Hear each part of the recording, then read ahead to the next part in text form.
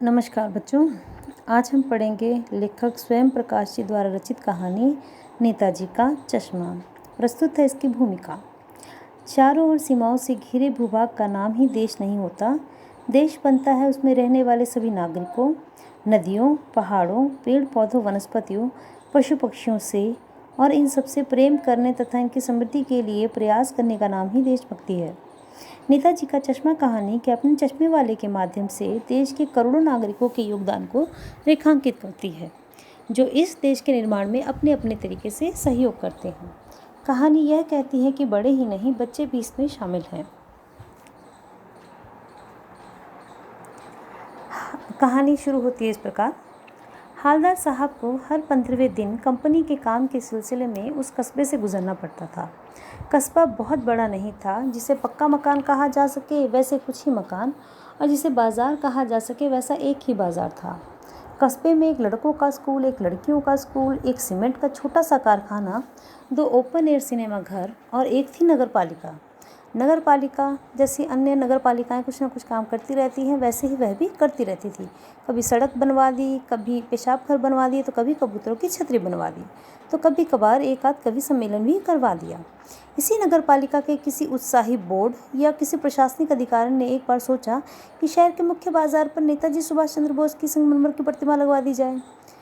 तो इस प्रतिमा को लगाने के लिए अब हो सकता है उस कस्बे में कोई बहुत बड़ा मूर्तिकार ना हो, तो उन्होंने किसी साधारण से ड्राइंग मास्टर को, मान लीजिए कि मोतीलाल जी को, यह काम सौंप दिया, जो महीने भर में मूर्ति बनाकर पटक देने का विश्वास भी दिला रहे होंगे। तो जैसा कि कहा जा चुका, मूर्ति तो बन गई। मूर्ति संगमरमर की थी। टोपी की नोक से कोट के दूसरे बटन तक कोई 2 फुट ऊंची, जिसे बस कहते हैं, और दिखने में भी सुंदर थी, और नेताजी लग भी बहुत सुंदर रहे थे, कुछ मासूम और कमसिन फौजी वर्दी में। मूर्ति को देखते ही दिल्ली चलो और तुम मुझे खून दो वगैरह याद आने लगते थे। इस दृष्टि से यह प्रयास तो सफल और सराहनीय था। केवल एक चीज़ की कसर थी जो देखते ही खटकती थी, और वह थी नेताजी की आंखों पर चश्मा नहीं था। यानी चश्मा भी था, लेकिन संगमरमर का नहीं। जिस मिट्टी से पूरी मूर्ति बनी थी उस तरह का चश्मा उसमें था ही नहीं। एक सामान्य और सचमुच के चश्मे का चौड़ा काला फ्रेम मूर्ति को पहना दिया गया था। हालदार साहब ने जब पहली बार इस कस्बे से गुजरे और चौराहे पर पान खाने रुके, तभी उन्होंने इसे लक्षित किया और उन्हें चेहरे पर एक कौतुक भरी मुस्कान फैल गई। वाह भाई, अच्छा आइडिया है। मूर्ति पत्थर की, लेकिन चश्मा रियल। जीप कस्बा छोड़कर आगे बढ़ गई, तब भी हालदार साहब इस मूर्ति के बारे में ही सोचते रहे, और अंत में इस निष्कर्ष पर पहुंचे कि कुल मिलाकर कस्बे के नागरिकों का यह प्रयास सराहनीय ही कहा जाना चाहिए। महत्व मूर्ति के रंग रूप या कद का नहीं है, उस भावना का है, वरना तो देशभक्ति भी आजकल मजाक की चीज़ होती जा रही है। दूसरी बार जब हालदार साहब फिर वहीं से गुजरे, तो उन्हें मूर्ति में कुछ अंतर दिखाई दिया। ध्यान से देखा तो पाया कि आज तो चश्मा ही दूसरा है। पहले मोटे फ्रेम वाला चौकोर चश्मा था, और अब तार के फ्रेम वाला गोल चश्मा है। हालदार साहब का कौतुक और बढ़ा। वाह भाई, क्या आइडिया है। मूर्ति कपड़े नहीं बदल सकती, लेकिन चश्मा तो बदल ही सकती है। तीसरी बार फिर नया चश्मा था। हालदार साहब को आदत पड़ गई, हर बार कस्बे से गुजरना, चौराहे पर रुकना और पान खाते हुए मूर्ति को ध्यान से देखना। एक बार जब कौतूहल दुर्दमनीय हो उठा, यानी कि जब वो इतने कौतूहल उनका मन हुआ सवाल करने का कि वो सवाल को रोक नहीं पाए, तो उन्होंने पास वाले एक पान वाले से पूछ ही लिया, क्यों भाई, क्या बात है, ये तुम्हारे नेताजी का चश्मा हर बार कैसे बदल जाता है। पान वाले के खुद के मुंह में पान ठुसा हुआ था। वह एक काला मोटा और खुश मिजाज आदमी था। हालदार साहब का प्रश्न सुनकर वह आंखों ही आंखों में हंसा। उसकी तोंद थिरकी। पीछे घूमकर उसने दुकान के नीचे पान थूका और अपनी लाल काली बत्ती दिखाकर बोला, कैप्टन चश्मे वाला करता है। क्या करता है? हालदार साहब कुछ समझ नहीं पाए। चश्मा चेंज कर देता है, पान वाले ने समझाया। क्या मतलब? क्यों चेंज कर देता है? हालदार साहब अब भी नहीं समझ पाए। कोई गिराक आ गया समझो, उसको चौड़े चौखट चाहिए, तो कैप्टन किधर से लाएगा? तो उसको मूर्ति वाला दे दिया, उधर दूसरा बिठा दिया। अब हालदार साहब को बात कुछ कुछ समझ में आई कि एक चश्मे वाला है जिसका नाम कैप्टन है। उसे नेताजी की बगैर चश्मे वाली मूर्ति बुरी लगती है, बल्कि आहत करती है, मानो चश्मे के बगैर नेताजी को असुविधा हो रही हो। इसीलिए वह अपनी छोटी सी दुकान में उपलब्ध गिने चुने फ्रेमों में से एक नेताजी की मूर्ति पर फिट कर देता है।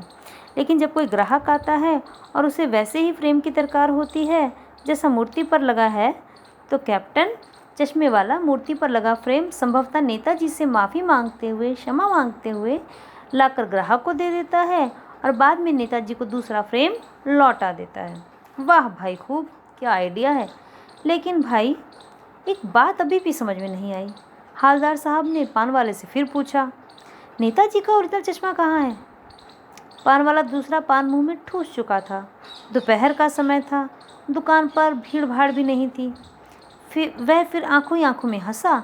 उसकी तोंद थिरकी, कत्थे की डंडी फेंक पीछे मुड़कर उसने नीचे पीक थूकी और मुस्कुराता हुआ बोला, मास्टर बनाना भूल गया। पान वाले के लिए एक मज़ेदार बात थी, लेकिन हालदार साहब के लिए चकित और द्रवित कर देने वाली। यानी वह ठीक ही सोच रहे थे। मूर्ति के नीचे लिखा मूर्तिकार मास्टर मोतीलाल वाकई कस्बे का अध्यापक था।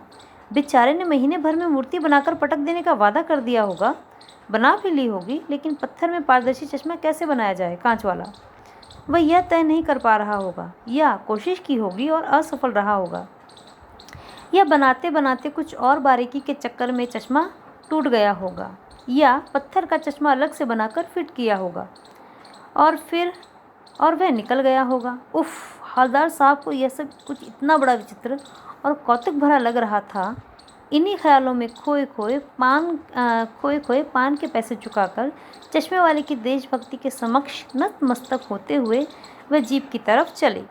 फिर रुके, पीछे मुड़े और पान वाले के पास जाकर पूछा, क्या कैप्टन चश्मे वाला नेताजी का साथी है, या आज़ाद हिंद फौज का भूतपूर्व सिपाही? पान वाला अब नया पान खा रहा था। पान पकड़े अपने हाथ को मुंह से 1.5 इंच दूर रोककर उसने हालदार साहब को ध्यान से देखा।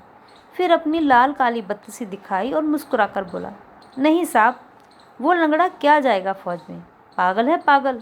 वो देखो, वो आ रहा है, आप उसी से बात कर लो, फ़ोटो वोटो छपवा दो उसकी कहीं। हालदार साहब को पान वाले द्वारा एक देशभक्त का इस तरह से मजाक उड़ाया जाना अच्छा नहीं लगा। यहाँ तक कहानी हमने आज पढ़ ली है, बाकी कहानी हम नेक्स्ट वीडियो में पढ़